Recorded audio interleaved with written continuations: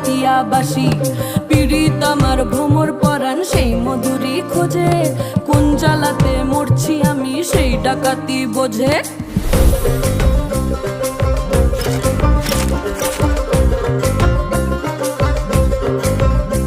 এই মুখের কথা সবাই জানে বুকের কথা কজন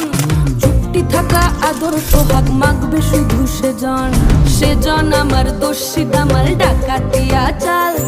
লাগাম আমার ধরবে ঠিকই আজ না হলে কাল হাটে গেলাম বাজারে গেলাম কিনে আনলাম আদা আদা খেয়ে বোঝের বাবা হাঁকছে গাদা গাদা পিরিতি কাঠালে রাখা লাগলে পরে ছাড়ে না জেনে শুনে কর গা